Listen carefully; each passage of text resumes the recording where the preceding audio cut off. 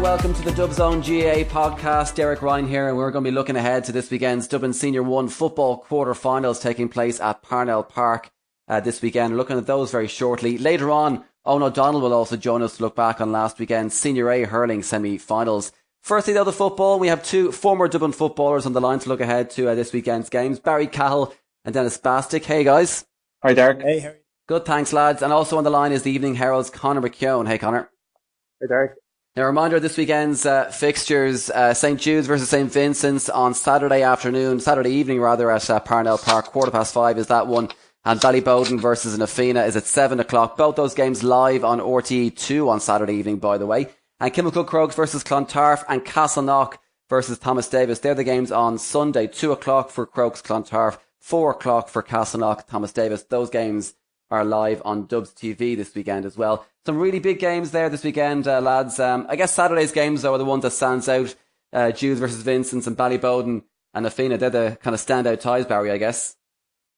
Yeah, I think so. For me, Ballyboden St. Andrews will be actually my slight favourite for the championship this year. And Na Fianna, who, under Pillar Caffrey previously have maybe stumbled a bit during the championship over the last few years. They finally got a big scalp against a big team in Ballymun. So they've probably been a bit unfortunate with the draw heading into the quarter-final. But that was a massive win for that Na Fianna team. They've obviously had a huge amount of underage success over the last few years. And as I said, their development in the senior championship was stunted a bit because they kept meeting Vincent's so early in the championship at knockout stages. But Desi Farrell seems to be doing a very good job with them, and they're starting to finally flourish. But as I said, for me, they're coming up against the senior championship favourites in Ballyboden. So yeah, that's going to be a very interesting clash. They'll actually feel a bit hard done by, I think, after taking the scalp and coming out and not getting a more favourable draw. Ballyboden are the informed team really at the moment. And then obviously Jude's Vincent's is a repeat of last year's semi-final. Jude's beating Vincent's last year 2-11 to 8 points, the final score in that one. So pretty comprehensive in that one. Have Vincent's improved enough in the past year, do you think, guys, to push Jude's? This year was last year sort of a freak result, or was that kind of a good match, good idea of where the teams were last year? For me anyway, I was at that game last year. Vincent's did certainly look a little bit tired and a little bit weary. Maybe haven't been on the road for the previous 5 or 6 years, and they looked very flat in that particular game against Jude. And obviously Dermot Connolly only came on with a few minutes to play in that game when it was done and dusted really at that stage. So, having a motivated, committed Dermot Connolly this year to the Vincent's group changes things entirely, because we know the quality that he possesses, and he could beat any sort of club team on his own really. So a lot will come down to Dermot on the day and how much he plays. I think Ger Brennan is definitely a loss for Vincent's, having retired there over the winter. Him being such a mainstay of that team and such a key player for them in terms of winning Dublin and Leinster's and All-Ireland titles. So I would see that game probably as 50-50. I mean, Junes are a really, really difficult team to play against. It doesn't really matter what personnel they have. They do have a lot of non-dubs in their team. I suppose they're a group that are able to train probably week in, week out, all year round together. They're very consistent in the league, but the defensive setup that they have, it's very difficult to play against. So I'm sure Vincent's will be conscious of that and trying to come up with a game plan to overcome it. Yeah, I wonder whether they've spent an awful lot of the last couple of weeks. Vincent's trying to, it's not just something you can kind of conjure, that kind of game plan to break down the way Jude played. It takes an awful lot of rehearsal. We've seen Dublin Senior football team, the inter-county team over the last 4 years, perfecting that because it was required. And I think the big problem that Vincent's have in that situation is that, we know that Dermot Connolly brings the absolute best out of Moss Quinn and in the Varley with those brilliant long kind of kick passes with that sort of low trajectory that catches out defences. But Jude's set up in such a way, and they're really, really disciplined at it. And Barry's point about the fact that they can train all during the summer, they're really well drilled. It's not just getting bodies back and standing in random positions. Everyone seems to have a very good idea of what they're supposed to do in that system.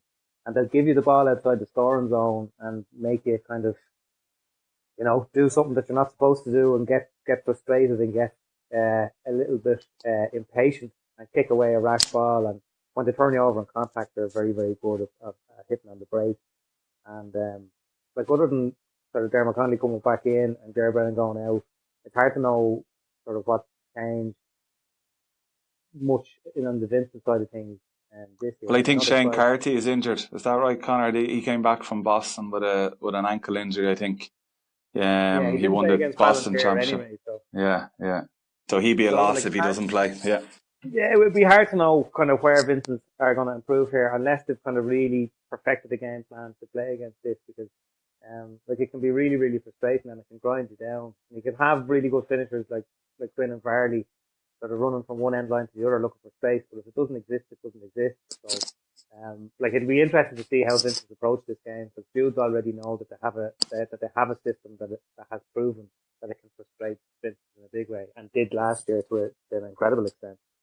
And Denis, your view on that game, again, it's probably the standout game. That and the Ballyboden games are the two standout games, I guess, this weekend. But Jude's Vincent's, what do you make of that? Have Vincent's done enough over the past year, do you think, to kind of push Jude's? I think Jude, over the last number of years, they've been consistently good, and they've consistently got to probably semi-final stage at least. So, they definitely have that bit about them. They were probably disappointed last year how everything turned out in the end. But, I think obviously where Dermot comes back into the team early on in the year, he was playing at 6. That I don't think that was a success. For Vincent, have they got a settled team now? Do you know exactly what way they're setting? Jude's like what the lads mentioned earlier. Dudes know what they do. They know what to do well. Strong midfield and physical guys around there, and they're all kind of know exactly what they're doing and how they're playing. They're not going to change anything no matter who they're playing, and it serves them well. So yeah, I think this will be a really close game. Does that Jude's game plan do enough?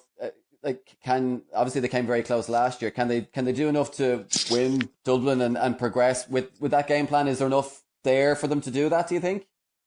I think I always like that extra. You can have your game plan, but you do like to have that bit of spark or that bit of firepower that might create something out of nothing. I think that's the good teams have that, and maybe Jude's don't have too many options.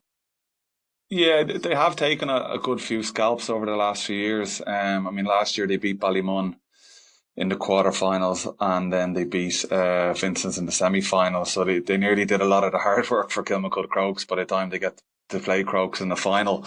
They do have a bit of quality up front. I mean, Coakley who joined them from Cork, he's certainly a danger guy inside, and obviously Kev McManaman on his day, is going to cause anyone any huge amount of bother, whether it's his direct play going for goals or winning frees, and he obviously takes a lot of attention from a defensive point of view when you're coming up against him. So. But they are so well drilled that sometimes they only need a scoreline of something like 112 or 113 to win a match, over 60, 65 minutes in a club championship game. So, I think for Jude's last year, the Vincent's game was a huge win for them because they haven't really backed up a big win for a number of years. So they got 2 in a row, but I think to beat Crokes then in the final and have three big wins was a lot to ask. But, certainly I think for any team heading into the quarterfinals, it's going to be a very, very difficult game if you're coming up against Jude, and I'm sure the likes of Vincent or Na Fianna and these Ballyboden, these guys, they really wouldn't want to come up against them because they can catch you off on any given day, definitely. Conor, would you have the same kind of idea that maybe Barry mentioned there they had big wins last year where they couldn't maybe have that third win? If they're gonna obviously if they beat Vincent, they need to go into the semi-final probably against a big side, and again. Heading into a final against whoever it may be, they'll need 3 big wins if they're going to go all the way. Do you see them potentially doing that, Jude?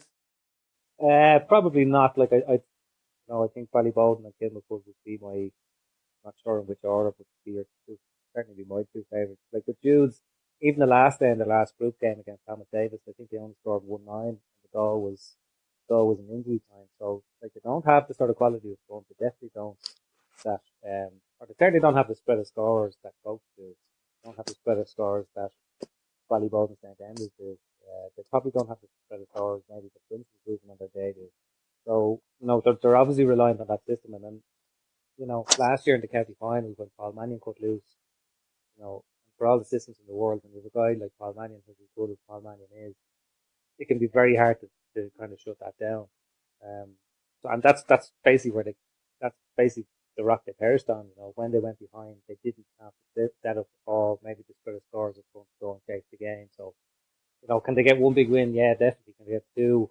Almost certainly. Can they get three? I don't know. Like it's hard to see a team that doesn't have as great a spread of scores going on to win this, given the quality of teams that are still in it.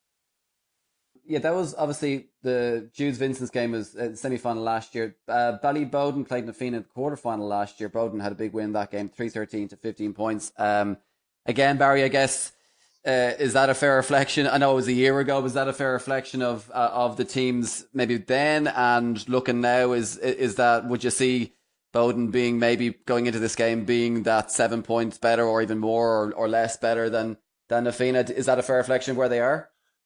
No, I think it'll be tighter. I know last summer, Na Fianna had a lot of guys that went away for the summer as well, which isn't ideal from a club manager's perspective when he's trying to get a team ready for September, October time. I think that's a bit different this year. Desi Farrell has had that group of players together now since last November, December. He's able to integrate Johnny Cooper and Owen Merchant and back into the team the last day and have that great win against Ballymun. So I think they're a much more formidable outfit this year. And certainly, they have a good chance against Ballyboden. But I think a lot depends on the likes of maybe Aaron Byrne and also Conor McKeon, and guys up front to see if they're going to be able to score enough. Because I think Ballyboden have a huge range of different scores. Ballyboden have looked really impressive this year. I think they're undefeated in Division 1, with Anthony Rainbow coming on board this year. I was in at their game against Skerries in the last round and they absolutely annihilated them. They just look really, really strong, all over the pitch. Their half-back line in particular is very impressive with Aaron Waters and Darren Nelson there. And then Declan O'Mahony still going very well in midfield, a guy that myself and Denis would have played with for a number of years. And then the two guys in particular up front that have caught my eye are the two Bascals, Ryan and Collie.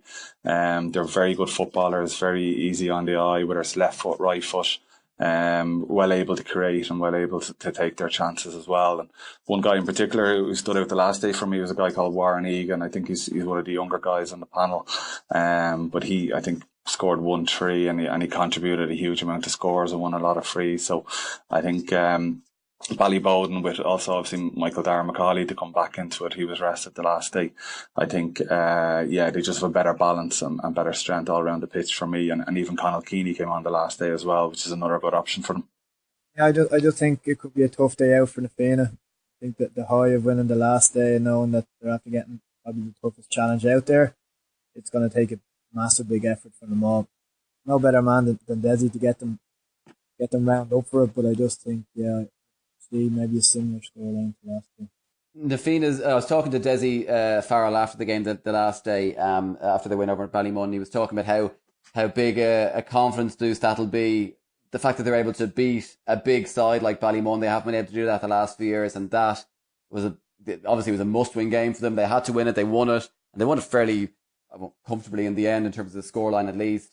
How much of a confidence boost will that be for them heading into this game? Because again, we mentioned before with Jude's, they've had big wins and they need to have maybe 2 or 3 big wins if they're going to go all the way. Na Fianna will have a big win against Ballymun. They're going to need another one against Ballyboden if they're going to progress to the semi-finals. How much of a confidence boost will it be, the win over Ballymun the last day, heading into this game? I think it'll be massive confidence boost for them, because I suppose for a lot of those guys coming through over the last 5 or 6 years into senior adult football, they were so used to winning championships at sort of minor under 21 level for a number of years that, in Division 1 they struggled, in the senior championship they struggled. Sometimes they were actually out of the championship come May time. So it was easy for a lot of the younger guys who were in college maybe to head away for the summer, and really the year would just fall away pretty badly on the back of that. So the fact that they were still in the mix heading into September kept all the guys together, and they knew this Ballymun game would be, all or nothing for their season. And also they were probably hopeful that maybe Ballymun wouldn't quite be at the pitch of it, having 5 or 6 guys as part of the Dublin Senior football setup for the last number of years isn't really an advantage to Ballymun anymore, because guys are coming back tired, injured, maybe a little bit demotivated, and then having to try and integrate them back into the team is very difficult. So I think that Ballymun game was there for the taking for Na Fianna, and in fairness, they did take it. But I think also a little boost for Ballyboden is the fact that their senior hurlers are gone. They may not have as many dual players as they did a few years ago, but I think that sort of distraction of having your hurling team getting into a county final or beyond, that's out of the picture at the moment as well. So, everything points to me towards a Ballyboden victory. We mentioned Desi here already. What does Desi bring to Na Fianna this year, that they haven't had over the past few years, that maybe helped them over the line against Ballymun, and that maybe what that they'll need this weekend against Ballyboden? What does Desi bring to the setup against Denis that they haven't had over the past few years? Yeah, no, just like the fact that he's had hands on with that, a lot of those guys, any of the top guys, obviously with the Dublin setup, which he's been involved in as well. Like he's had them for a number of years, and Barry touched on it earlier about having the guys throughout the year as well to work on. So, he's a great all round manager, and he's been there, seen it, done it himself, and done it both player and manager wise. So I think he can just gel a team together, get them, from the feedback that I've got off guys who've worked under him. He just, he gets you to go through the wall from. He's very cool and calculated and stuff like that. He knows exactly what he wants out of guys, and he's good with the arm around, and he's good with the kick up in the arse as well. So, that's all going to stand to them, but they still just have this massive task ahead of them. I'd be interested to see what Conor McKeon does for them as well, because if you remember back in 2014 when Desi was Dublin under 21 manager, I think the All-Ireland final against Roscommon, McKeon was the best player in the district of 160 play or something like that. Yeah. He was in the full forward line with Paul Mannion and Cormac Costello. For whatever reason, for the last few years, it hasn't really happened for Conor McKeon at senior inter-county level, but he's a fellow with huge amounts of talent. Like, if he gets the ball in his hands, he can kill you. And, obviously, Desi found a way, even to get in that team, Desi must have thought very highly of him, because there was so many really top inside forwards knocking around Dublin at that time. So it'll be interesting to see what Desi makes of him, because he is a match winner. There are guys who can carry the ball really well and who are really elusive, like James Dorn and Aaron Bourne. But in terms of a striker, a fella who can throw a shimmy and take two players out of it, score goals off either foot, I think Conor McKeon is a rare enough sort of a talent, and they're going to need to maximise what they can get out of him if they're going to have to get out of their evening. Good stuff. So that's the two Saturday evening games, like you mentioned there. It's St. Jude's against St. Vincent's at 5:15 on Saturday evening at Parnell Park, and Ballyboden St. Enda's versus Na Fianna at 7 o'clock on Saturday evening. Both those games live on RTE2 on Saturday evening, by the way. Then on Sunday, it's Kilmacud Crokes versus Clontarf and Castleknock Thomas Davis. 2 and 4 are those throw-in times. Crokes can bring back Cian O'Sullivan and Paul Mannion. You mentioned Mick McCauley coming back for Ballyboden. Obviously, they're come back against Clontarf. They didn't play the last day. They had 3 wins from 3 in their group stage. What can those two guys add to the Crokes team against, I guess, a team in Clontarf that many are possibly surprised to see in the quarterfinals? Not they deserve to come through their group, but maybe people are surprised to see them in the quarterfinals. So what can, say, Cian O'Sullivan and Paul Mannion add to that Kilmacud team? I don't know whether Cian O'Sullivan's going to play. Like, the hamstring injury obviously wasn't 100% by the time they got to the All-Ireland final, and he had to do a huge amount to get himself into a situation where he was actually available to be picked for the replay. So I'd be a bit surprised if Cian had a huge involvement this weekend, and if he did have an involvement, whether he was particularly effective, because Cian's best role is being very mobile and kind of covering off space, predicting the play and being that sweeper. But in terms of Mannion, like last year, Mannion put in one of the best, I suppose, Dublin Senior football championships of any individual player for the last. Like, Dermot Connolly's had some great ones as well, but in terms of scoring, like, he was really off the charts, and he was kind of carrying a bit of a knock as well. So, they can probably ease him back into it, but not in the same way that, say, Jude might be reliant on Kevin McManaman to produce something, because Crokes do have 4 or 5 fellas. Like, Pat Buck is still, leading the line heroically for Kilmacud Crokes, but they also have Callum Pearson, and they also have Dan O'Brien who could chip in as well, and like Shane Horan. So like Mannion can kind of ease themselves into it. But I think facilitating that is the fact that they didn't need to play on the last day because they were already through by the time they beat the Vesters. And I think this weekend they won't. Robbie Brennan and Johnny McGee won't look beyond their past, but they know that they have enough in the team without having to risk Keane or maybe even Paul Mannion if it's not. Yeah, I think it's a big ask for Clontarf. I think for them to get into the top eight as such, senior championship quarterfinals is a brilliant achievement. They had a really good win the last day against Lucan. Obviously Jack McCaffrey is the standout guy for Clontarf. I'm sure his name will be mentioned in the Kilmacud Crokes dressing room a few times this week when they're talking about how to plan for Clontarf and who to single out and the key matchups, etc. So but it is a big ask. I think Kilmacud Crokes have been coming over the last couple of years. I think possibly, winning the championship last year was even a year or two a bit earlier than I expected, because they have a lot of good young players coming through and they'd probably like to see the benefit of that over the next couple of years. But I think to Conor's point, Kilmacud Crokes should have enough without certainly needing Cian O'Sullivan, and even, I don't think Paul Mannion would have to shoot the lights out on Sunday to get them over the line against Clontarf.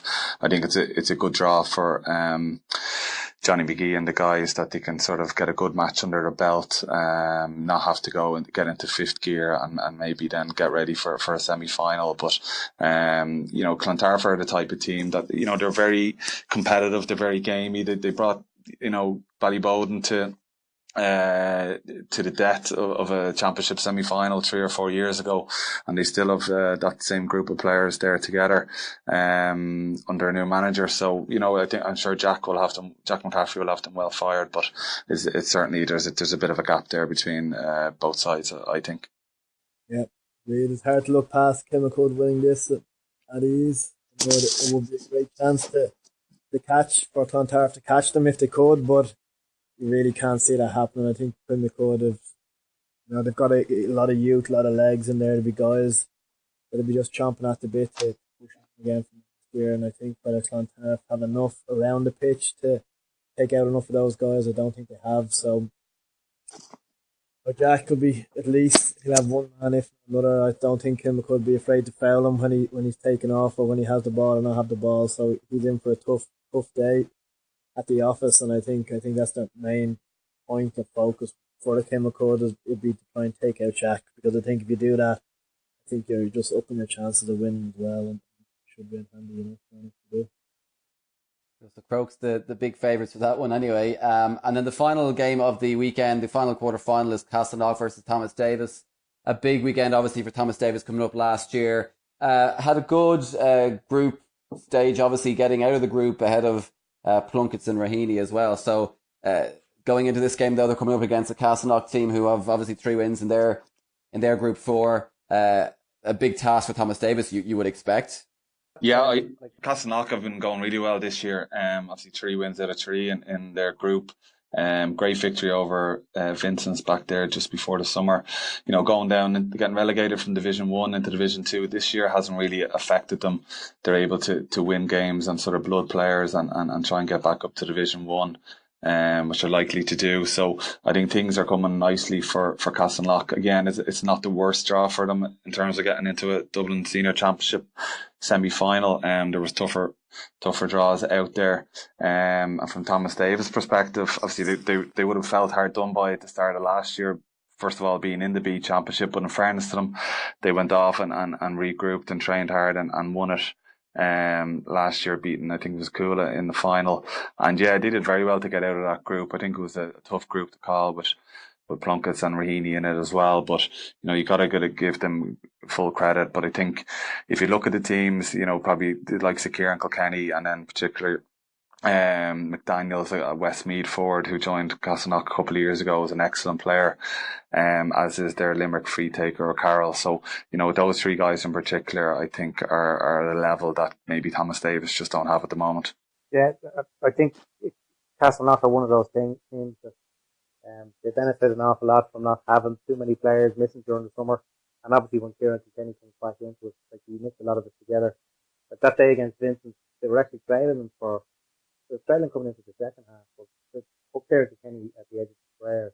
They started to rain balls in. But Dermot Rowe as well had a huge game that day as well. And as Barry said, Shane Carroll, like a really, really accurate free taker. But they're just one of these teams that kind of they make the most of what they have. It's a pretty clearly defined game plan.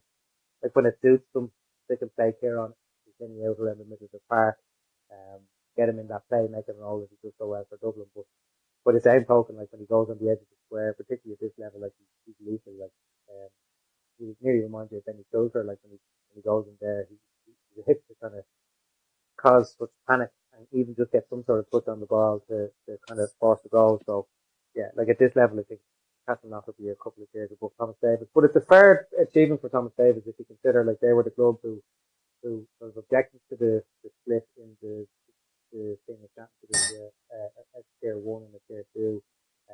And then last year they won tier 2 and now they got out of a group that also had Rahimi and Duncanson in it as well. So I think to get here is a fair achievement. And like they've good players as well, like Ryan Deegan, I think he's probably in the Dublin final a couple of years ago for the Open Cup. And Shane McGrath, who was playing for Clare a couple of years ago, gives him a bit of sort of direct running. And Keane Murphy is a fella who I thought as well was going to probably make it onto the Dublin panel. Might still do over the next couple of years, but I think it was 2 years ago we did a great job at Conor Callan, or last year on Conor Callan, the B semi-final. Just a really, really nice defender. So, like Thomas Davis, they're a good team who've done well to get to this level, but I think not quite a bit better.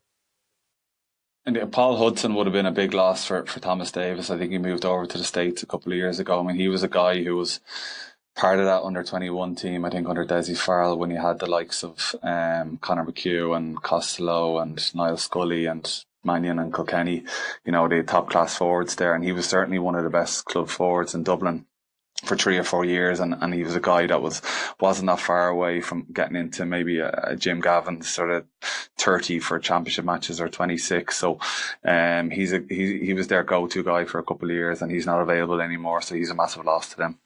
And Denis, your opinion on this game, the Castleknock Thomas Davis game? It seems to be pretty much Castleknock huge favourites going into the game. I'm sure, do you have the same opinion as that?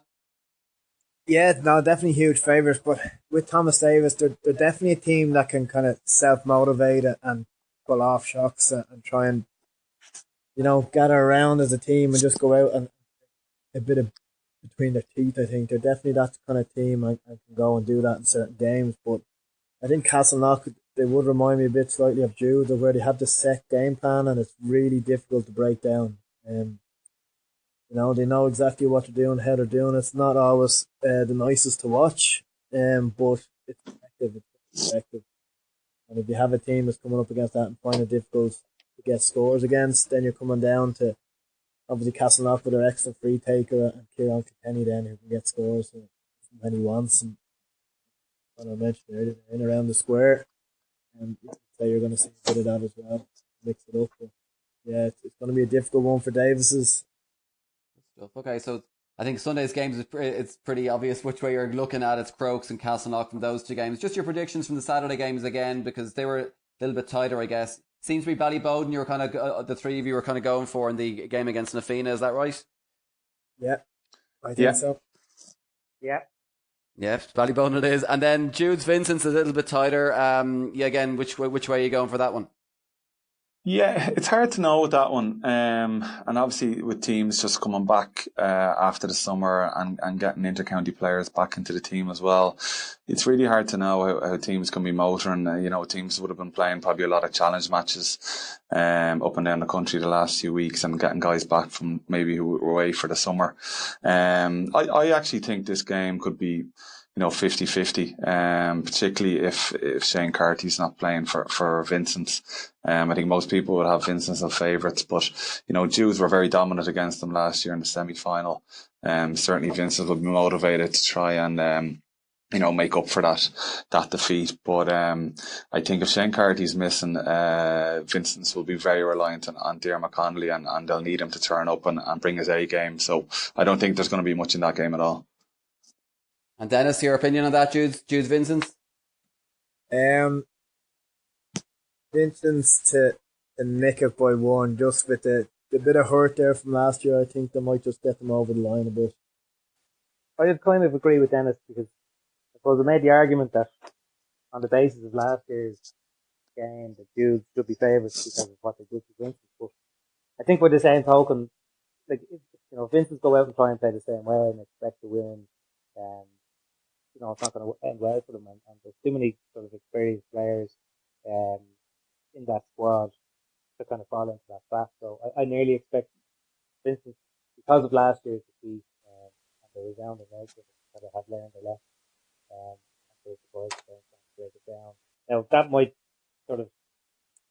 be keeping the ball and actually driving Jude's scores and just hoping they're going to win sort of 9-7 or 8-6 or something like that.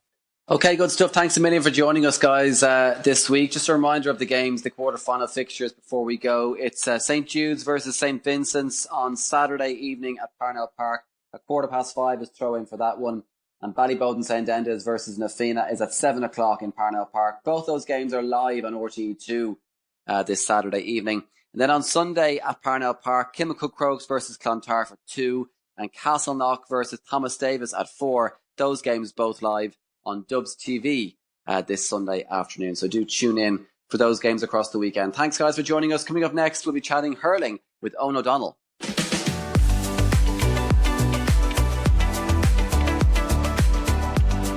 Okay, we're going to turn our focus now to the hurling and last weekend's Dublin Senior A hurling semi-finals. Conor stayed with us. And joining us to look back on those games is Dublin hurler Eoghan O'Donnell. Hi, Eoghan. Hiya, Derek. How are you getting on? Good, thank you. Quick recap of the results from the weekend. Obviously, Bridget's beating Crave Kieran 217-113 and Coola beating St. Vincent's 321-116. So the final will be Coola against Bridget's on Sunday week, the 20th of October at 4 o'clock at Parnell Park. Guys, a deserving final pairing, do you think? They were both pretty comfortable winners in the end, Conor? They were, I suppose.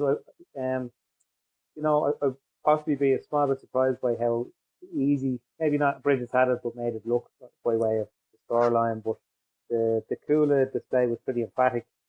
I think David Tracy's first point was the 30 seconds into injury time in the second half. And that was the only free that Coola scored in the game. So 1 point to 321, which is fair going. And I think everything that we spoke about last week with Coola sort of came to fruition. Like they have so much quality all over the park, and it's just really, really hard to shut down the number of options they have in an attacking sense. Like I think that was only Mark Shute's second game back from shoulder surgery. He played the quarter-final, second competitive game back, and he scored 1-3. It was interesting to see that Willie Maher lined out with Conor Callan. I think everyone expected Con to go on the edge of the square, and he probably ostensibly played as a centre forward, which meant that Vince's move of bringing Tomas Connolly back as a sweeper, it never really had any effect on Con. He was still getting the ball in space. He only really, I think, went for goal that time in the first half when he just flashed wide. But I suppose, look, the point is, if Mark Shute is back playing at that level, and I know he missed the last day, but if Paul Shute is back in the team and Keno Callan is obviously back, it's good to have all the players back. They are one of the top 2 or 3 club sides in the country. I thought that they were probably only in third gear the other day, despite the fact that they won by such an emphatic margin. You can't argue with the two teams that got to the final. I suppose from a neutral point of view, both semi-finals were disappointing in terms of they weren't as close as we expected before the game. I think Crave Kieran and Vincent's would be disappointed how they performed, and their performance on the day didn't reflect the work that has gone in throughout the year. I think if you look at the Vincent's and Coola game, to talk about that one first, Vincent's had a great win over Bowden and they had a lot of momentum going into that game, and were sucker punched with 2 early goals against Coola, and there were 2 goals that kind of were so unusual. They weren't just clear cut, and that can drain a team, because when you're going out against a team like Coola, everything has to go right for you to beat them, and then you need some luck. Whereas to concede 2 early goals that were kind of fluky and people didn't know what was going on with them, that drained their momentum straight away and meant they were already going into an uphill battle. So Vincent's probably would be disappointed with that, but then disappointed with how they responded to that their key players didn't really get firing. that John Heatherton was marked very successfully by Oisin Goff. You'd lads like Tom Connolly, as Conor said, was put in as a sweeper to play in front of Con, and then suddenly when Con was out the pitch, their heads were thrown all over the place. So their own performance was disappointing, and with the experience they have there on the pitch and in the backroom team with David Harity and lads like that, they were probably disappointed that they didn't react sooner and try stamp their own structure on the game. So I think the kind of story from the two semi-finals was that Bridges and Kula both won in third or fourth gear, like Conor said, and probably didn't learn an awful lot from either semi-final and will be going into the final fresh enough. The goals, particularly the timing of the goals, like Vincent got a goal off the first move of the game, and it was a real textbook kind of a move. Like they won a ball. I think Dermot O'Flynn was maybe beaten to a ball, and it was laid off. And like it was the perfect start for Vincent. Like, you know, Bulger got the goal. Sorry, it was Maloney who won it out from Dermot O'Flynn. But like from there, you're thinking like we have a serious game on our hands here because the underdogs haven't just scored first, but they've got a goal. But to concede the 2 goals as quickly as they did after that, you know, almost with the next attack, and in the manner of them, like I mean, the 2 of them were kind of tapped in from less than, well, the first one was tapped in from less than a metre out, and then the second one was kind of poked over the line as well. Now, there was obviously mistakes defensively from Vincent, but it goes to show you how kind of thinly they were pulled by the movement of the Cooler forwards. Like for the second goal, actually, Darragh O'Connell won the ball sort of in the corner forward, full forward position. So there was a lot of rotating of the Cooler forward. And you see somebody even like Nicky Kenny, like who would be one of the less celebrated members of the Cooler attack, or certainly one of the guys that if you're doing your defensive matchup, you know, you're going to put your 5th or 6th best man marker on.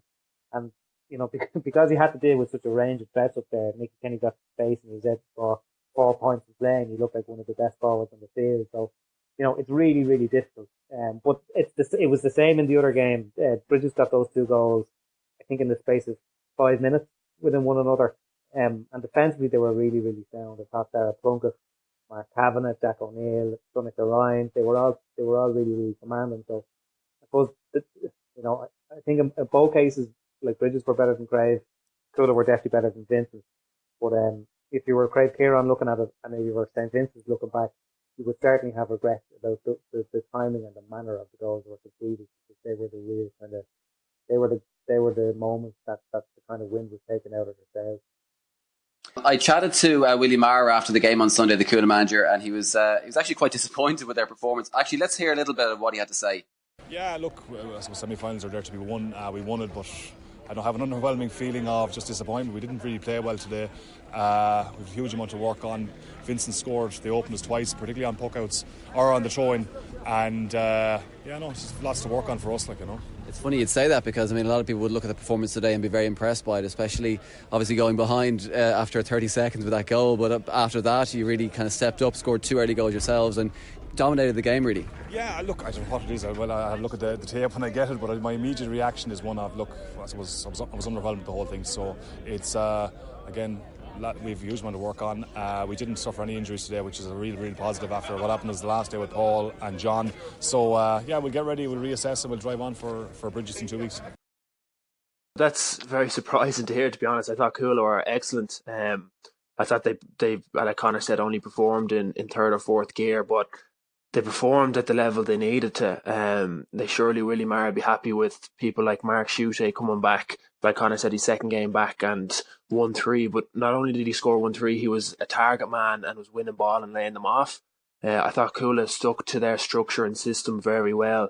Like the putting Con centre forward meant that, first of all, Vincent's tactics going into the game were probably thrown up in the air, but also that they actually had sometimes played without a full forward line, and Darragh O'Connell, Sean Tracy and Jake Malone drifted into that space. So there was constant rotation all over the place for the coolest probably front 8, and that takes a very mature team to do so.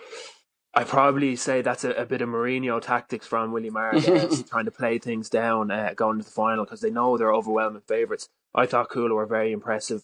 It Con, who has only a couple of weeks hurling into him, and 5 points from play, and it was 5 points from play that were out the pitch, that were more of a hurling 5 points from play rather than get the ball, run straight at goal and score from from 5 or 6 yards out. They were really skillful points. So I'd say Willie Maher is just trying to downplay things a small bit, but Coola are in a very, very strong position going into the final. Yeah, and I think as well they have Paul Schutte come back. It sounds like, I know he missed the last game and he's only coming back from a big long injury, but it sounds like it wasn't any sort of recurrence of the hamstring injury that kept him out the last day. And John Sheenan as well, who he's capable of playing any number of roles for that Coola team. So if you throw those players into the mix, if Keane O'Callaghan is fully fit, if Paul Schutte is fully fit, if Mark Schutte is fully fit, I'm not sure that there is another club in the country at the moment that has the kind of spread of talent that they have.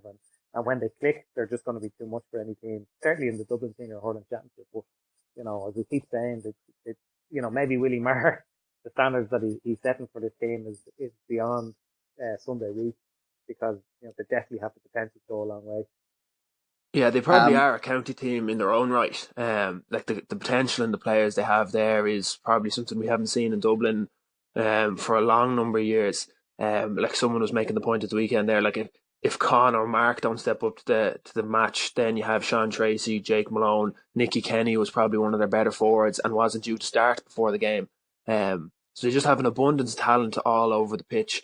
And then kind of the sacrifice you have to make going into the game is, do we play a sweeper like Vincent did with Tom Connolly? But the other hand of that is then you're leaving Sean Moore as a sweeper who excels in that position and is probably his favourite position.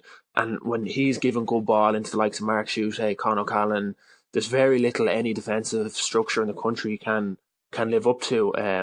So it's not to write Bridget's off, because Bridget's had a fantastic performance and they've been growing all year and they had a couple of really, really good performers on the day. It's just hard to look past such a comprehensive and complete Coola team when they have not only strong 15 but 17, 18, 19 players that can come on and do a very good job for them. It's very hard to look past them. And how impressed were you overall by Bridges? Because, we mentioned the early goals in the game against and the Vincent's Coola game, but obviously there were 2 early goals in the Bridges game as well, both going to Bridges. That kind of gave them the buffer for the rest of the game. Were you impressed by them? Even aside from those goals, were you impressed by them overall, Owen? Yeah, definitely. I was very, very impressed with Bridget. They remind me of a team of young lads that are genuinely good mates and are enjoying the hurling they're playing. And that's something that can't be said about too many teams. They have a couple of players like Eoghan O'Donnell, who was man of the match by a long shot, was just everywhere. Cian O'Sullivan. It's actually funny that they play quite a similar style to Coola in terms of they have a target man in Cian O'Sullivan, full forward. They drop their half forwards and corner forwards slightly out the pitch and try leave space for Cian, like Coola do a con most of the time. But lads like Eoghan O'Donnell, what I was saying, I'd love to know his role, what Johnny McGuirk gives him, because he seems to be operating at 11 but drifting anywhere he wants and being an option for Alan Noel and then appearing inside. And he's a phenomenal talent coming through. And if you look at the size and athletic build of him, he's one that Matty Kenny and the Dublin backroom team have to be looking at to try bring in, because he was just the legs on him, the hurling on him. He was unbelievable the last day. He nearly couldn't put a foot wrong. But the question you have to ask is he going to be able to do this marking the likes of Paul Schutte, John Shane or Sean Moore? Because that's a massive step up again than what Crave brought to the table. Yeah, it was almost like how Clare played Colm Galvin a few years ago. People think if you bring a sweeper back, or if you bring a player back into your own defence, it's a negative move. But if you can get a sharp hook out and you have a good player on the ball like Eoghan O'Donnell, you can make life an awful lot easier for your forwards. And Cian O'Sullivan is another fella that I think has huge potential as well. Like if he gets ball in space, he's so kind of he's crafty. He can put a defender off balance. And like what he scored 1-2 the last day. Like it's a fair haul considering that the Bridges backs. I'm not sure any of the Crave players scored more than a point today in total. So they're coming to the boil kind of quite nicely. They have a good mix. Even Kevin Callan there, who I think was on the Dublin minor football panel a few years ago, he's a sort of a big outlet, and he's able to win ball now. He was gone at half time the last day, but there's room for improvement there for him as well. And I thought the defence was just, like that, like we were talking last week about the Crave forwards and the range of threats and the kind of variations that they have up front. Like the difference between like a Billy Ryan or a Francis Usango, they ask very different questions of you, but I think their one got 1-6 and maybe only a point of that was from a free. So defensively, Bridget, they're able to deal with an attack that has an awful lot of variety, but it's up front. and the way they move the ball, that they look like, like a proper modern club hurling team. Like they don't go out and just have a go. They have a definitive system, and it suits the style of hurlers that they have. And then Paul Winters as well is a very, very good free taker, because you need that. This time of the year, like if they're going to be cool in the Dublin Club final, it's going to be by a very tight margin, and you need somebody to hit 6-6 threes or 7-7 threes or whatever it is. I think Alan Nolan in goal for Bridges as well has to be given an awful lot of credit for the defensive setup that Bridges have. That if you look at him, and you can probably hear him when there's not as big of a crowd in Parnell Park, that he never stops talking and communicating to the backs. And he's nearly like a quarterback in American football, that he launches a lot of their attacks from the puckouts. That I couldn't count the amount of times that Eoghan O'Donnell and lads like Johnny McGurk and Kevin Callan were catching the ball face guard high with their hands stretched out in front of them. It wasn't like loopy ball. It was direct puck outs into space, and that's a credit both to Alan Nolan, Johnny McGurk the manager, but also it's a sign of a mature Bridges forward line, that they can move and create the space. Because like the thing about tactics and structure and stuff is, it's all well and doing it in training and walkthroughs, but when you're tired and you're after making a run in a county semi-final, to be able to run for the next puck out is a very mature thing to do, and Bridges seem to have that, which is surprising for such a young team. So Johnny McGurk really has what it looked like from the last. They got the balance right between tactic, structure, and then the freedom that the forwards are allowed to express themselves. So very hard to know whether Bridges were operating at a very extremely high level, or if Crave were just disappointed on the day. It was maybe a bit of both. But the real test for Bridges will they be able to do that with top class backs like Sean Moore and Paul Schutte, Oisin Goff, Cian O'Callaghan. These lads have been there and done it. They've 2 All-Irelands for the name. So, it'll be a step up again for the Bridges setup. Yeah, you talk there like a man, like, you're talking about in terms of the Alan Nolan and his way he talks to the defence. What's he like with Dublin? The same? Is he something similar? And how helpful is that to have someone behind you kind of giving you direction about where to run and where to move and all that kind of thing? Yeah, Steph, sometimes you can't help but turn around and tell him to shut up, because he never stops. But there's a reason he's an All-Star nominee, and some of the saves and catches he made in that semi-final. Now, I know Crave got a goal from a high ball that came to the square, but they're difficult ones to deal with. They're 50-50 at best, and they can just go anywhere. So I nearly wouldn't mind that at all. Like, Alan dealt with a lot of high ball, and he made a spectacular save there in the second half. So he's a great fella to have around, and brings a lot of experience to that Bridges side, and it's probably a Bridges side with a lot of youth on their team. So having someone like him is hugely important, that can, like I said, talk, launch puck outs, and bring that experience. So he's one that Johnny McGurk is very lucky to have there. After the game, Johnny McGurk was talking, and he was saying that they've been underdogs the last few games, Jude's, Na Fianna and Crave, and came out on top in all of those games. Is he happy now to go under the radar? He's spoken about Coola now being the big favourites for not just Dublin, but even going on, if they can get through Dublin, to get into Leinster and beyond. Is Johnny McGurk happy to be kind of going in under the radar a good bit into this final, and letting Coola kind of take all the limelight, and him hoping to do the same as what he's done the last few weeks, be the underdog and come out on top? Conor? Yeah, it never hurts to be the underdog when it comes to that sort of stuff. And even, I know a lot of the talk around Parnell Park last week, because Coola were so emphatic and so kind of composed. They really managed that game. They always looked like they were in control of the game. So a lot of the talk was inevitably, look, can this team go on and win Leinster? Because not just because they're good enough to do that, but because they've done it in the past. So it's no harm being the underdog in that sort of situation. I think this is only Bridget's second county final ever. So it's inevitable, but it's a good thing for this team. And I know Johnny McGurk has had the Bridges team since he's had Bridges teams going back to that Fela team that went all the way to the All Ireland. So they're going to come in a serious way over the next few years. And I think being in the county final will just do no harm. But at the risk of repeating ourselves, you can be underdogs all you want, but there's a reason for that, and the reason for that is that Coola are seriously good, and it's no reflection on Bridges. It's just that, if the Coola lads are all fit, they've had their year of not going all the way to St. Patrick's Day, although I know next year's final isn't on St. Patrick's Day, because somebody corrected me on Twitter the other day in January, but like they've had a bit of a break from going so long through those years. And fellas are coming back into form and back into fitness. So yeah, like it's no harm being the underdog, but the reason you're the underdog is you're coming up against a team who I think are now with the bookies favourites for the All Ireland. So that's kind of a measure of what they face on Sunday week. Yeah, it is. Like you kind of said, there's a reason they're underdogs. Like I hate to write any team off, and it's unusual to write a team off that like Bridges that played so well in the semi-final. Just cool to have so much firepower there that their aspirations are going to go far beyond a Dublin County final. Whereas Bridget's, if you offered them this at the start of the year, probably would be delighted to take it, and that's not taken away from anything that they have in their camp. It's just that this Coola team are a county team in their own right, and they'll be looking. I think someone was saying it's early January the final is. So I'd say this Coola team will be very disappointed if they're not featuring thereabouts. Okay, guys, thanks a million for joining us. And a reminder that that final takes place on Sunday week, the 20th of October, a 4:00 throw-in for that one. It's Coola versus St. Bridget's in the Dublin Senior A hurling final. And we'll be looking ahead to that game in depth on next week's podcast. A quick mention as well for Scully Connell, who claimed the Senior B hurling title on Saturday.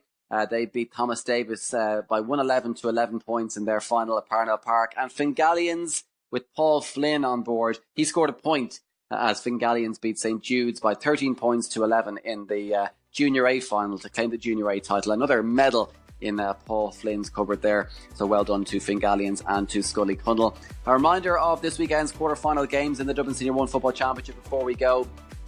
It's St. Jude's versus St. Vincent's at Parnell Park at 5:15 on Saturday evening. And Ballyboden St. Enda's versus Na Fianna at 7:00 on Saturday evening, also at Parnell Park. Those games are both live on RTE 2 this Saturday evening, so do tune in for those. And then on Sunday, Kimmelcook Crokes play Clontarf at 2 at Parnell Park, and Castleknock versus Thomas Davis at 4, also at Parnell Park. Those games will be streamed live on Dubs TV, so tune in for those games as well. That's it for now, though. Thanks for listening, and chat to you soon.